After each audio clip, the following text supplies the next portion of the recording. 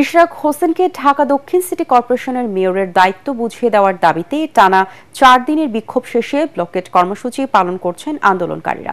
কর্মসূচির অংশ হিসেবে গুলিস্তানের প্রধান সড়ক অবরোধ করে রাখা হয়েছে। ফলে ব্যস্ত এই এলাকায় সব ধরনের যান চলাচল বন্ধ রয়েছে। বেলা ১১টা থেকে গুলিস্তান বাজারের সামনে অবস্থান নিয়ে সড়ক আটকে বিভিন্ন স্লোগান দিচ্ছেন বিক্ষোভকারীরা। এতে বংশাল ও পল্টনমুখী সড়কেও যান চলাচল বন্ধ হয়ে গেছে।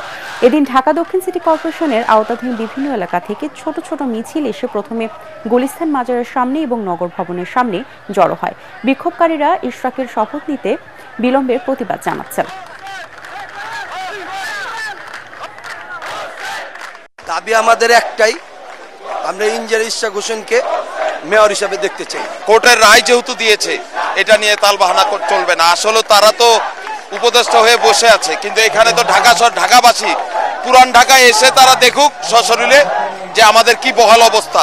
শুধু স্থানীয় সরকার বিভাগ তাকে শপথ না পড়িয়ে তাকে মেয়র হিসেবে দায়িত্ব পালনের সুযোগ দিচ্ছে না, তালবাহানা করছে, কালক্ষেপণ করছে, যেটা নগরবাসীর সাথে ঢাকাবাসীর সাথে চরম অন্যায় এবং বৈষম্যমূলক আচরণ করছে। মেয়র পদে আমরা ইশরাককে বসাবো ইনশাল্লাহ।